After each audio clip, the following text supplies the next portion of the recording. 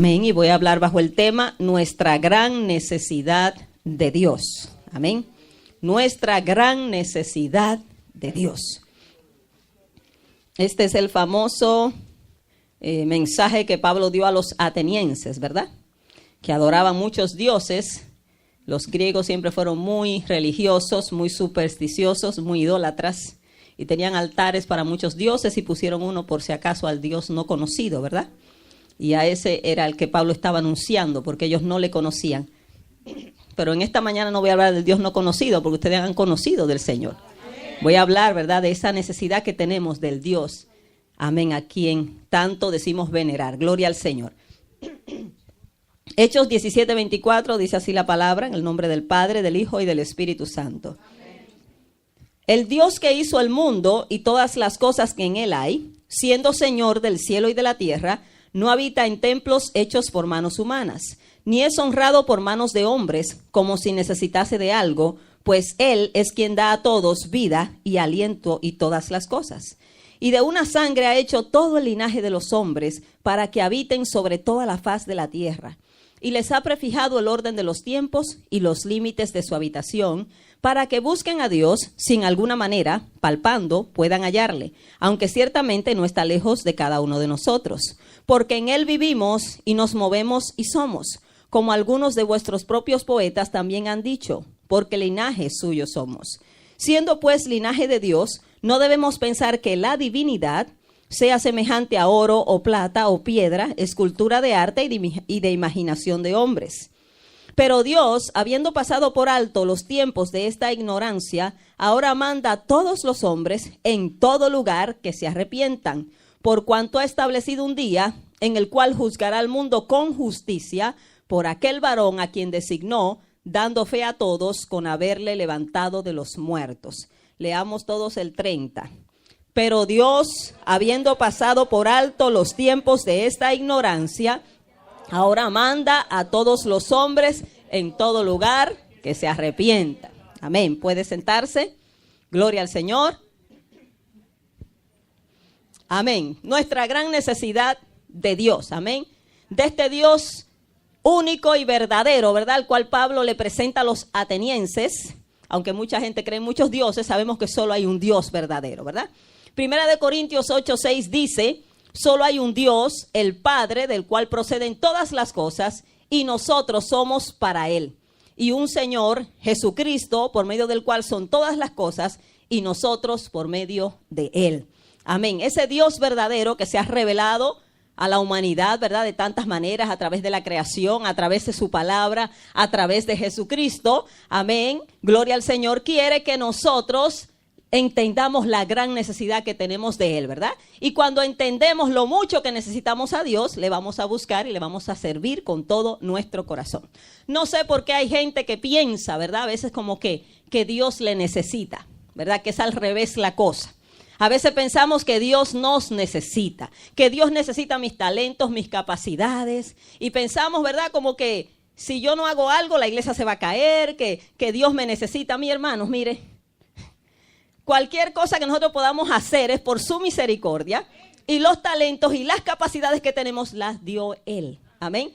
Él no se asombra por nuestros talentos. A Dios no le asombra su talento, su capacidad, su elocuencia, porque Él es que pone eso. Todos los talentos y los dones vienen de Él. A Dios lo único que le asombra es un corazón contrito y humillado, porque eso es lo que sale de usted. Amén. Ese corazón dispuesto, ese corazón necesitado, ese corazón, hermano, que le anhela. Eso es lo que Dios quiere. Porque, hermano, capacidades, ¿quién más capaz que Dios?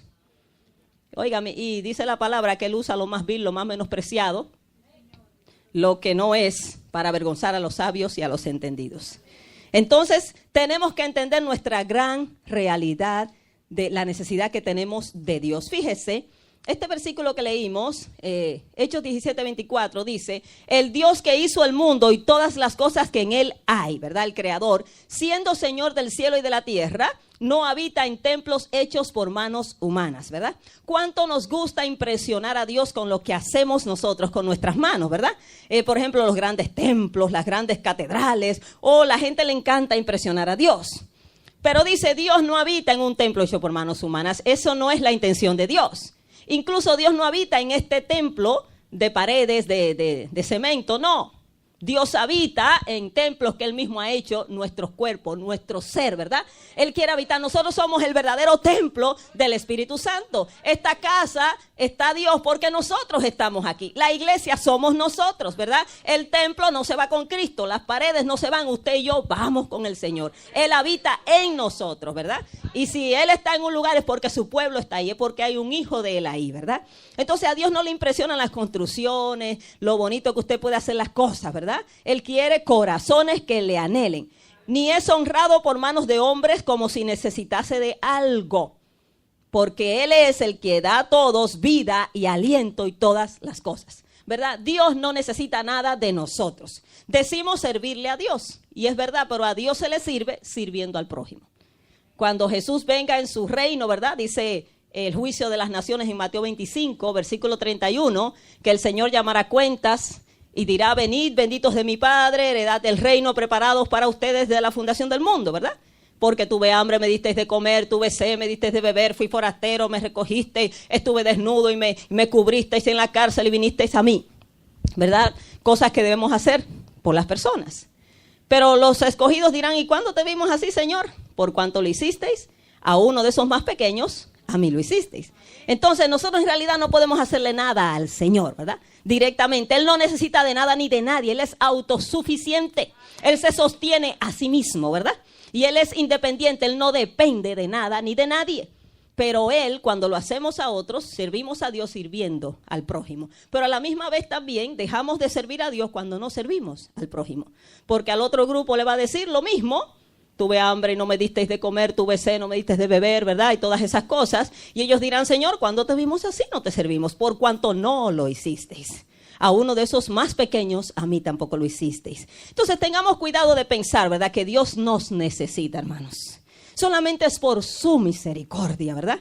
Que Él nos ha llamado, por su gracia. Ninguno de nosotros merecemos la salvación ni el favor de Dios, es por su gracia.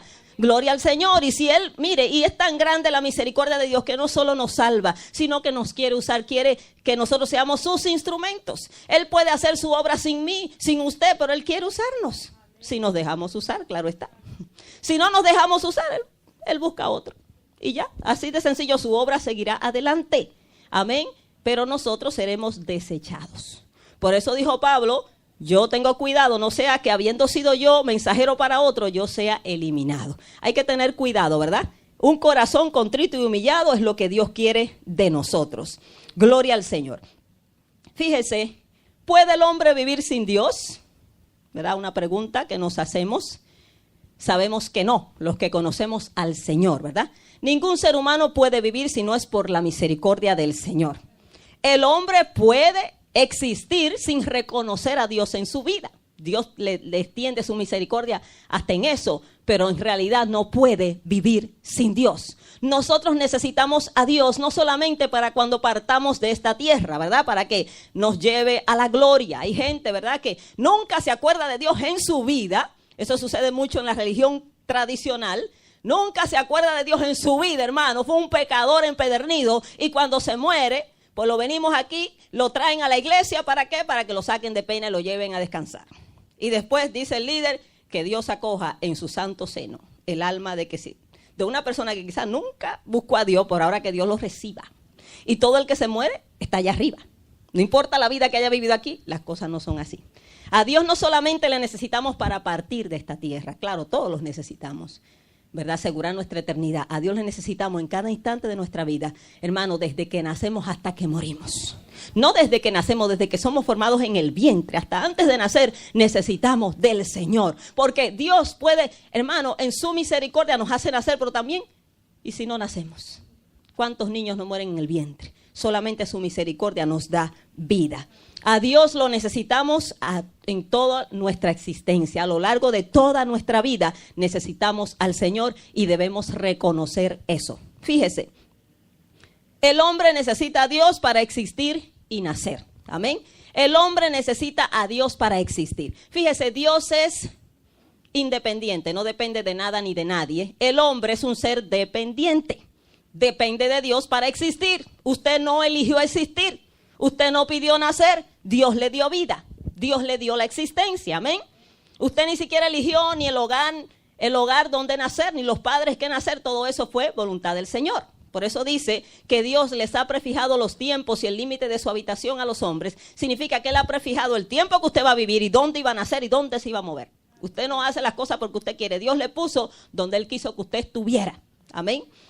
Gloria al Señor. El hombre es un ser dependiente y tiene que reconocer eso que depende de Dios. El hombre tiene que reconocer que Dios es su creador. Amén. Él no se ha creado a sí mismo. El Salmo 103 que dice: reconoced que Jehová es Dios. Él nos hizo y no nosotros a nosotros mismos. Pueblo suyo somos y ovejas de su prado. Entonces el hombre debe reconocer que Dios es su creador. Amén. Ahora, ¿cómo nos creó el Señor? En su mucha misericordia, Dios nos creó del polvo de la tierra con sus manos, ¿verdad?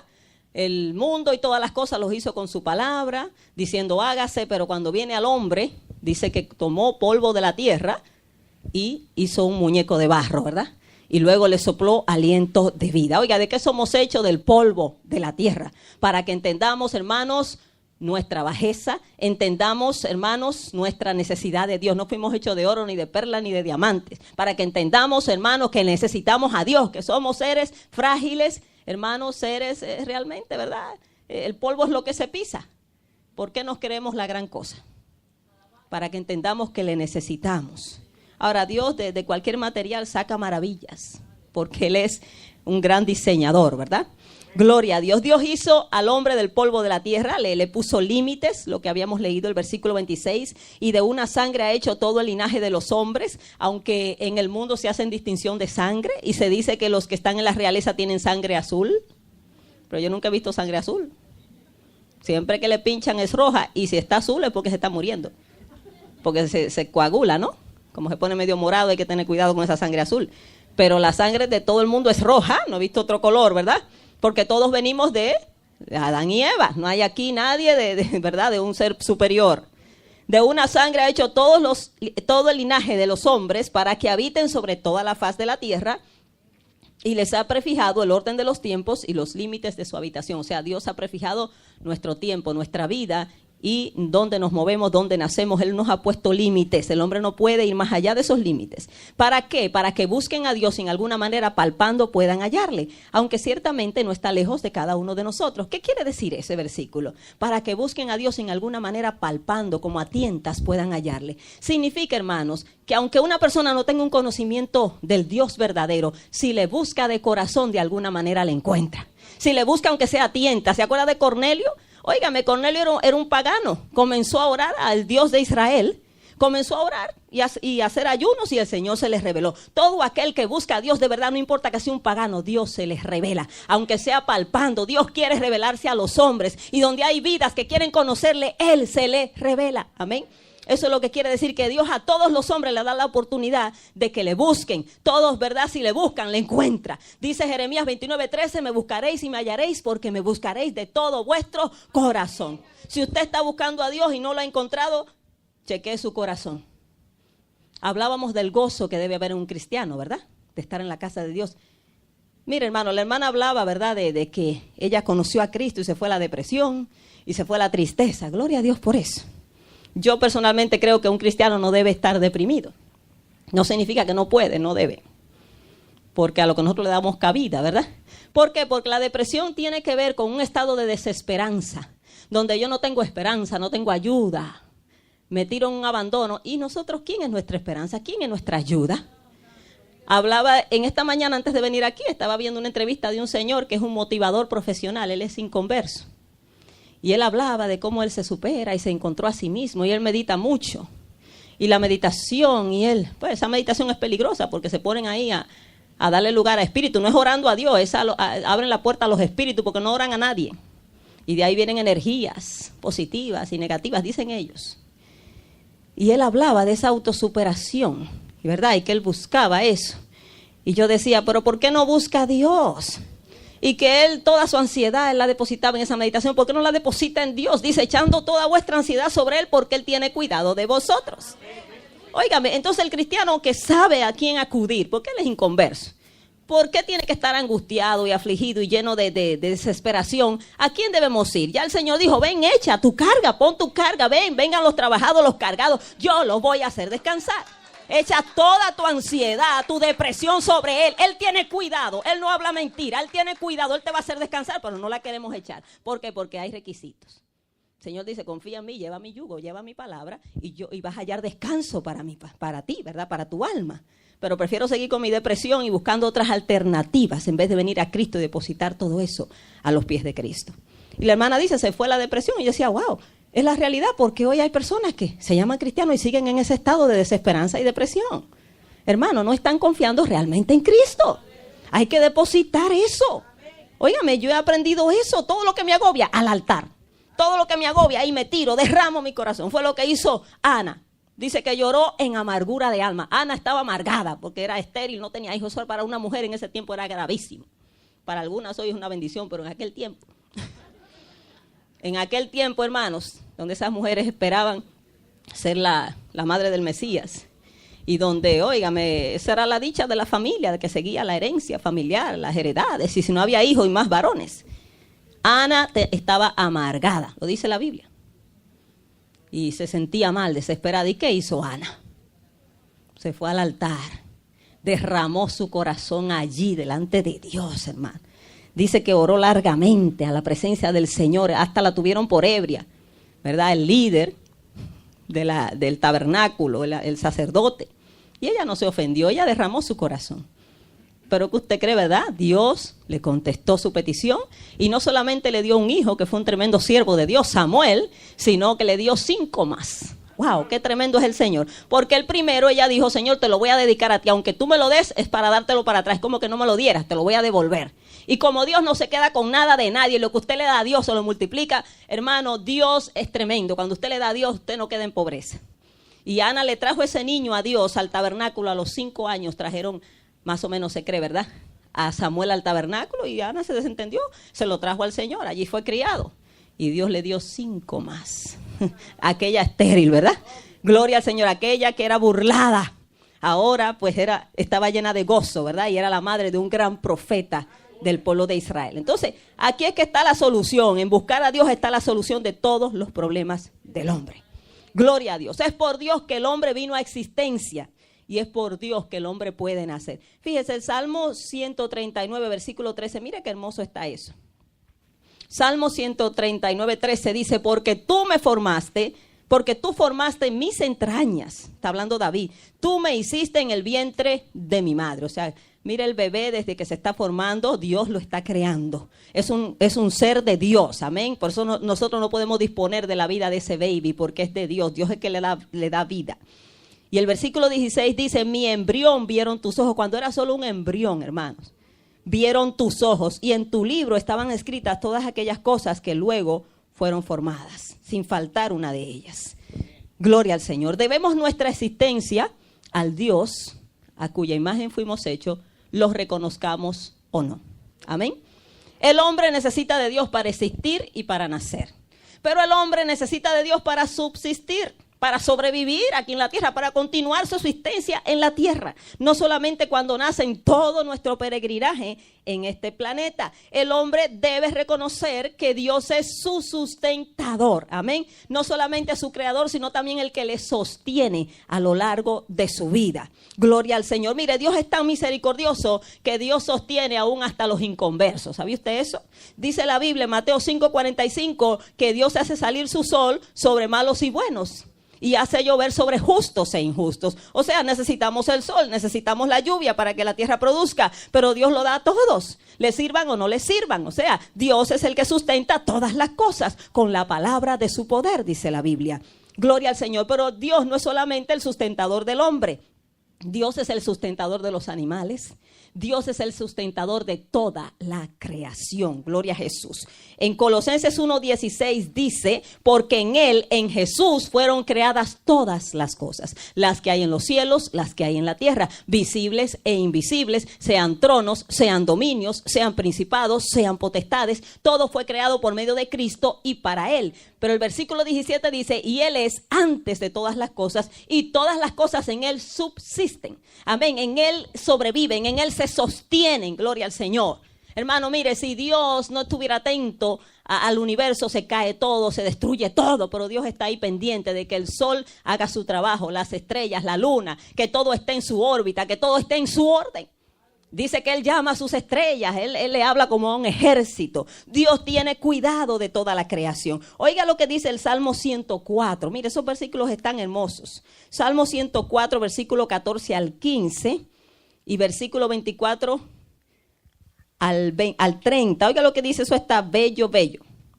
Dice, Él hace producir el heno para las bestias, o sea, Dios, y la hierba para el servicio del hombre, sacando el pan de la tierra, y el vino que alegra el corazón del hombre, el aceite que hace brillar el rostro, y el pan que sustenta la vida del hombre. Cuán innumerables son tus obras, oh Jehová, versículo 24. Hiciste todas ellas con sabiduría. La tierra está llena de tus beneficios. He allí el grande y anchuroso mar en donde se mueven seres innumerables, seres pequeños y grandes. Versículo 27. Todos ellos esperan en ti para que les des su comida a su tiempo. Les das, recogen, abres tu mano, se sacian de bien. Escondes tu rostro, se turban, les quitas el hálito o el aliento, dejan de ser y vuelven al polvo. Envías tu espíritu, son creados y renuevas la faz de la tierra. Óigame, Dios tiene cuidado de los peces del mar, de las bestias, de las aves del cielo. Y si Él cuida de las aves, cuidará también de nosotros, que somos su máxima creación. Por eso es que hay que tener confianza en el Señor. Entonces, el Dios es el sustentador de todas las cosas, ¿verdad? De la creación. El hombre necesita de Dios para subsistir. Amén. Pero el hombre también necesita de Dios para encontrarle propósito a la vida, para realmente vivir. El hombre que no conoce a Dios no sabe realmente vivir. En Hechos 17:28 dice, porque en Él vivimos, o sea, en Dios, y nos movemos y somos, como algunos de vuestros propios poetas también han dicho, porque linaje suyo somos. No solamente nacemos por la voluntad de Dios, sino que en Él vivimos, en Él nos movemos, en Él somos. O sea, toda nuestra vida gira en torno a Dios, a la existencia de Dios, a que Dios nos guarda, que Dios nos cubre, a que todo lo que podemos hacer es por su gracia y por su misericordia. El hombre debe reconocer que Dios es el único que satisface su vida. Y debemos vivir, hermanos, para gloria de Dios y no para nuestros deseos y ambiciones egoístas. Amén. Si el hombre no tiene una correcta relación con Dios, nunca le va a encontrar propósito y significado a su vida. Aunque tenga momentos de placer, va a entender que el placer no es suficiente para llenar el vacío que tiene en su corazón. Fíjese, la gente que se ha dedicado a buscar placeres en la vida, que hay muchos que se han dado buenos placeres, los ricos, los artistas, y verdad, vamos a ver el ejemplo de Salomón, que fue el hombre que más placer se dio en la vida. Óigame, tuvo 1000 mujeres y tuvo dinero a montón y tuvo todo lo que quiso. Y terminó aborreciéndolo todo, porque nada le llenó su corazón. Gloria a Jesús. Pero todas esas personas que se dedicaron a buscar placeres, se daban cuenta que después que pasaba el placer, después que pasaba el efecto de ese placer, tenían una desesperación aún más profunda. Porque la gente dice, si yo tuviera esto, voy a ser feliz. Y tengo aquello, ¿verdad? Pero luego que lo tienen, dice, oh, y esto era, pero como que me falta algo más. Y después, si tengo esto, que sí. Por ejemplo, el que no es casado, si tengo una esposa, voy a ser feliz. Y después que la tiene, dice, a veces hasta le va mal. Y dice, ay, pero esto era, mejor me quedaba solo. ¿Usted me entiende? Aquel que no tiene dinero, cuando tenga dinero, voy a ser feliz. Después lo tiene y dice, pero esto era, no, esto no me llena. Y vemos personas que es un círculo vicioso, la droga, el alcohol y en tantas cosas que después caen en un hoyo más profundo entendiendo que nada les satisface y que debe haber algo más. Pero como no conocen al Señor, no saben que es el Señor. Alguien decía que el hombre tiene un vacío en su corazón que es del tamaño de Dios. Solo Dios lo puede llenar. Solo Dios, hermanos. Gloria al Señor. Y oiga Salomón, Eclesiastés capítulo 2, vaya conmigo. Oiga Salomón, este rey de Israel que fue el hombre más rico, ¿verdad? En su tiempo. Y no solamente rico, Salomón, hermano, tuvo todo lo que un hombre pudo haber deseado. Dice que él no negó a sus ojos nada que sus ojos quisieran. Tuvo 1000 mujeres, para los que creen que el placer está en las mujeres y que a veces están descontentos porque solo pueden tener una. Y Salomón tuvo 1000 y terminó, hermano, aborrecido de la vida. Eclesiastés 2:10 dice, no negué a mis ojos ninguna cosa que desearan, dice Salomón. Todo lo que yo quería, lo cogía. Ni aparté mi corazón de placer alguno, porque mi corazón gozó de todo mi trabajo, y esta fue mi parte de toda mi faena. Miré yo luego todas las obras que habían hecho mis manos, y el trabajo que tomé para hacerlas, y aquí todo era vanidad y aflicción de espíritu, y sin provecho debajo del sol. Aflicción de espíritu significa fatigarse por algo que usted no puede alcanzar. Es como correr tras el viento. ¿Quién puede alcanzar el viento? ¿Quién puede agarrarlo? Aflicción de espíritu, fatigarme por algo que no puedo alcanzar.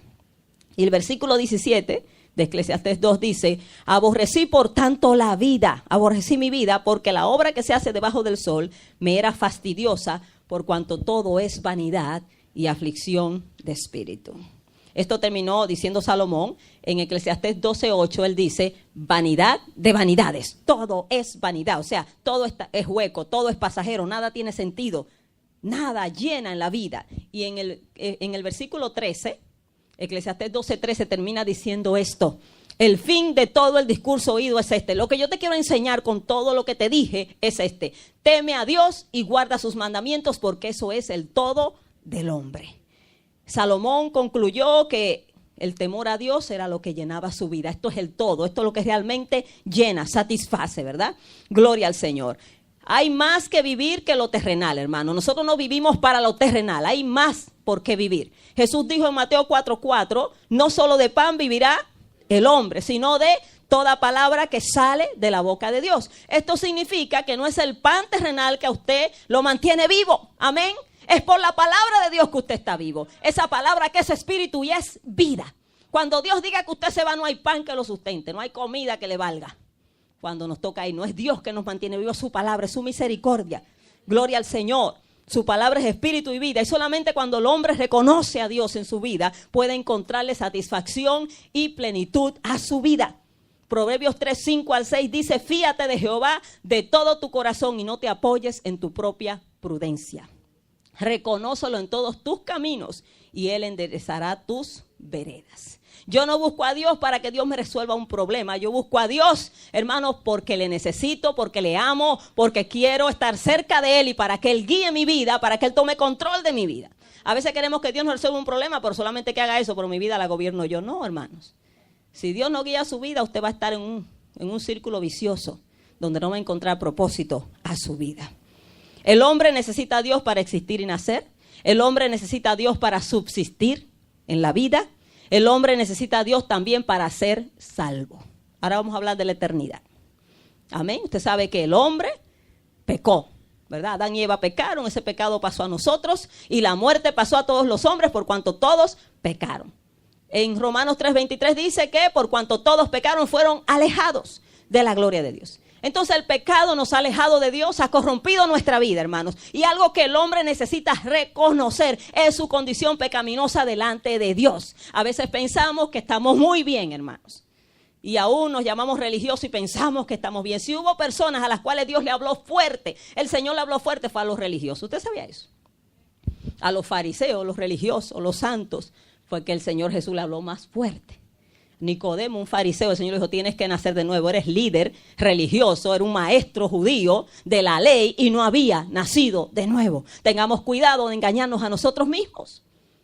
Bendito el Señor. El hombre debe reconocer su condición pecadora. ¿Cuál es la condición del hombre en pecado? No estamos hablando de alguien que mata o roba, de cualquier pecado.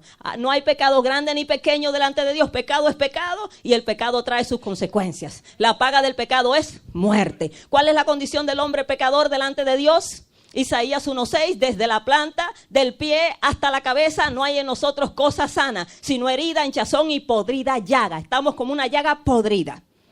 En Isaías 64:6 dice, si bien todos nosotros somos como suciedad, le está hablando al pueblo de Israel, y toda nuestra justicia como un trapo de inmundicia. ¿Sabe lo que es un trapo de inmundicia? Lo que tomaban para limpiar a los enfermos que botaban su pus y toda la podredumbre de su cuerpo, los leprosos, esos trapos. Dice que nosotros somos como eso.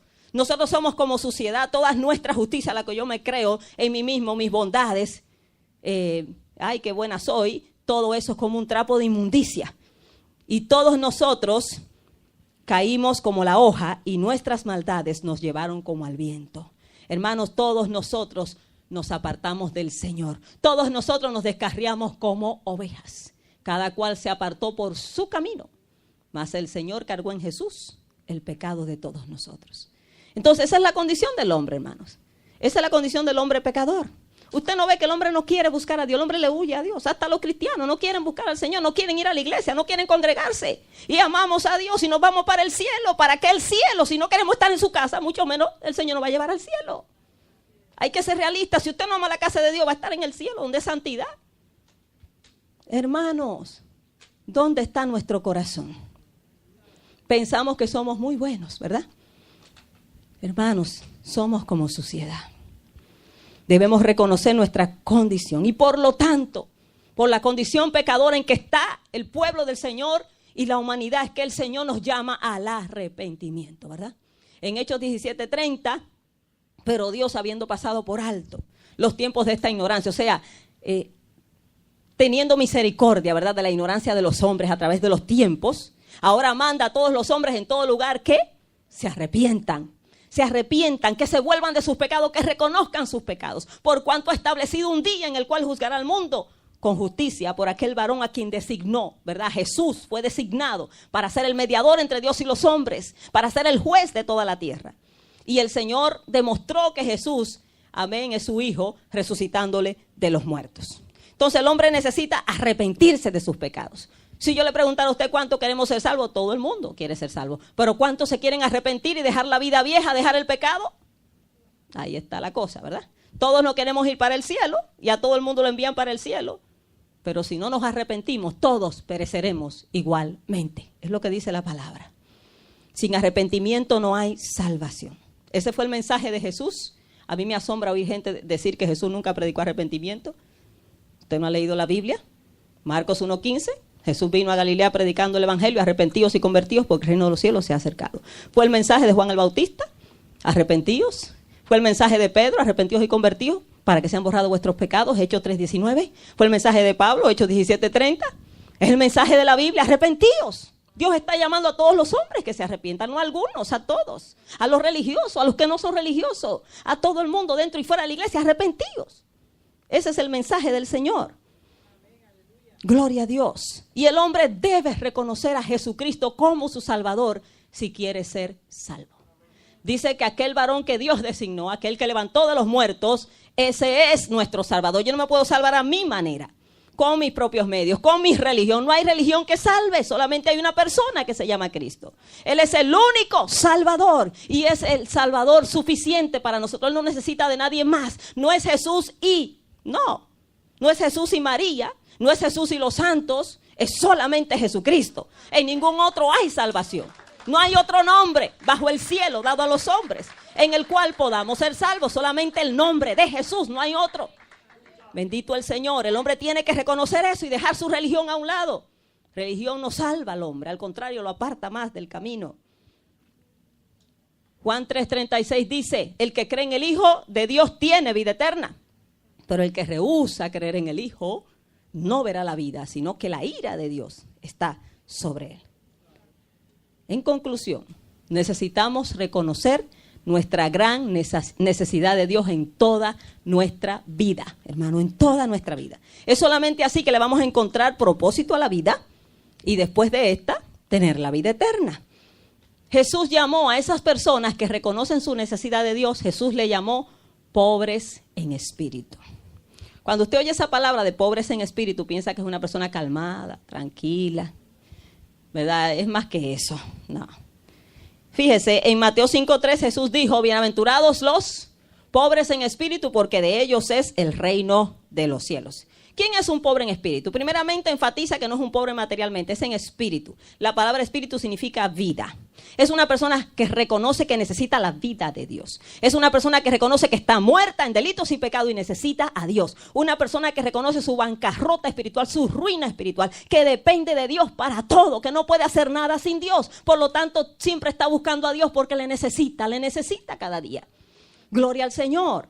Óigame, a Dios se le necesita diariamente. A Dios no se le busca algún día, de vez en cuando. A Dios se le busca siempre porque siempre le necesitamos, hermanos. Son las personas que han reconocido y que han entendido las palabras de Cristo en Juan 15:5 cuando dijo, separados de mí, nada podéis hacer. Son esas personas que entienden que sin el Señor no pueden vivir, no funcionan. Amén. Y usted solamente va a buscar algo cuando reconoce que lo necesita. Amén. Por eso es que las personas mientras más tienen, menos sienten su necesidad de Dios, ¿verdad? Porque tienen muchas cosas. La necesidad nos hace buscar a Dios en ocasiones. Pero hermano, todos, no importa lo que tengamos en esta tierra, no importa nuestro estatus, nuestras riquezas, nuestra posición, todos necesitamos al Señor. Todos, urgentemente, hermanos. Solo aquellos que entienden su condición pecaminosa y reconocen su ruina espiritual son los que se acercan humillados a Dios y los que son recibidos en su reino. Yo busco a Dios porque le necesito, ¿verdad? Siempre le digo a los hermanos, nuevos creyentes, que las personas dicen a veces, ay, si yo siento, hago esto. Cuando yo sienta, cuando yo tenga ganas. Bueno, no, a Dios no se le busca por sentir porque es muy difícil que usted lo sienta por usted mismo. Si usted le pide a Dios, pon el sentir, por usted va a comenzar orando, pon el sentir. Pero por usted mismo nunca lo va a sentir. El enemigo lo va a alejar más de Dios. No buscamos a Dios por sentimiento, porque me sobra el tiempo, sino por necesidad. Amén. Necesidad. Yo siempre le pongo el ejemplo del trabajo. Usted no se levanta todos los días con ganas de trabajar, ¿verdad que no? Ay, me voy para el trabajo. Usted se va por necesidad. La necesidad le hace levantarse, ¿verdad? Quizás no tiene ganas. Así mismo son las cosas de Dios. Empezamos así, ¿verdad? Señor, yo te necesito. Cuando usted entiende eso. Y fíjese que la gente dice tener fe, pero el que no actúa por esa fe, una fe sin obras, es muerta. El que dice que tiene fe y no busca al Señor es una fe muerta. Es una fe de boca, porque todo el que dijo tener fe en el Señor, buscó al Señor. La mujer de flujo de sangre buscó al Señor. El paralítico cargado por 4 buscó al Señor. Ve cómo se acercaban, cómo buscaban acercarse a Jesús, buscar ese favor de Él, esa misericordia. No solo decían, el Señor me va a sanar, yo voy a esperar que venga aquí donde mí. Gloria a Dios, bendiga a la hermana Ani, que siempre está buscando del Señor, ¿verdad? Buscando acercarse al Señor. Gloria a Jesús. ¿Y qué le quiero decir, verdad? Que cuando nosotros venimos con esa necesidad, entonces Dios actúa. Y si usted no lo siente, pídele al Señor sentirlo. Yo hice eso. Por muchos años yo no sentía buscar a Dios. Y le pedí al Señor y lo hizo. Y cada día se lo estoy pidiendo porque en este caminar, hermano, nos cansamos, nos agotamos, nos cargamos. Necesitamos de Dios continuamente.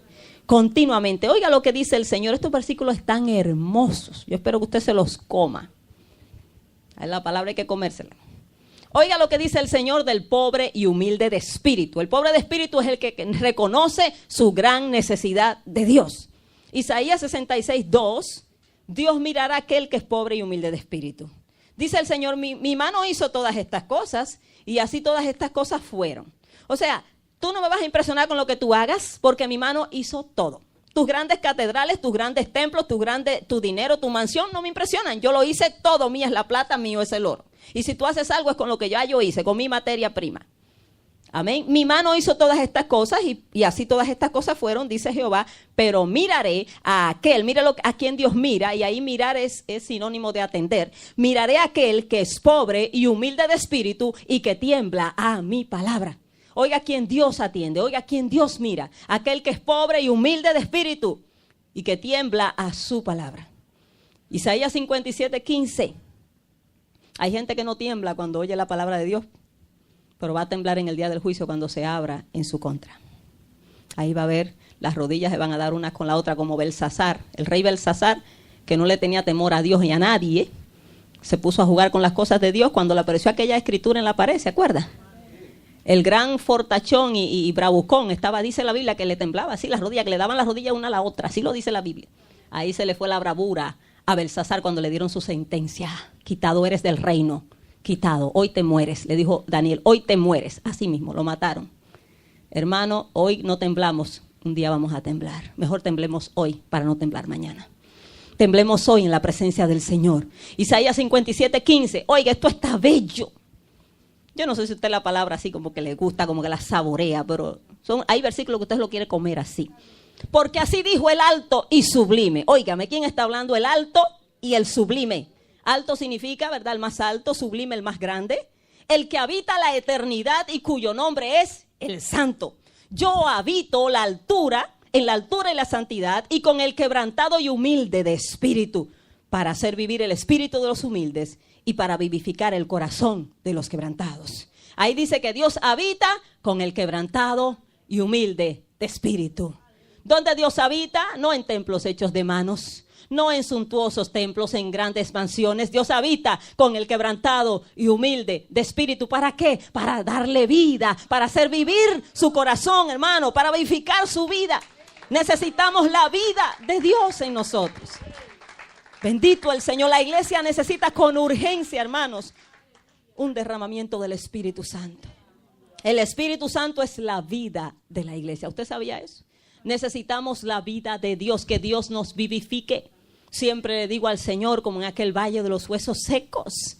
Hermanos, así estamos nosotros, como ese valle de esos huesos. Y tenemos que decirle, Espíritu, sopla, sopla sobre estos muertos para que vivan. Necesitamos la vida de Dios, hermanos. Necesitamos a Dios a cada instante de nuestra vida. Ojalá lo podamos reconocer. Porque la condición más grave de un ser humano no es estar mal. No, eso no es lo peor. Lo peor es no reconocerlo, no darse cuenta. Si una persona tiene cáncer y no lo sabe, no va al médico, no se examina, esa persona se puede estar muriendo y no lo sabe. Y anda muy bien porque piensa que no tiene nada, pero tiene un cáncer mortal. Cuando va al médico le dice, estás mal, estás para morirte. Así anda mucha gente, ¿verdad? Que no reconoce, que no entiende que está mal y no quieren reconocer. Así estaba la iglesia de la Odisea.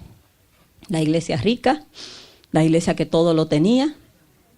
Ella decía que era rica y que no tenía necesidad de nada, por lo tanto no oraba, no buscaba de Dios. Pero Dios le da su verdadero diagnóstico, porque Dios es el que sabe cómo estamos. El médico es el que sabe cómo está usted, no usted. ¿Y qué le dijo? Pero tú eres un desventurado, pobre, ciego y desnudo. Así estás delante de mí.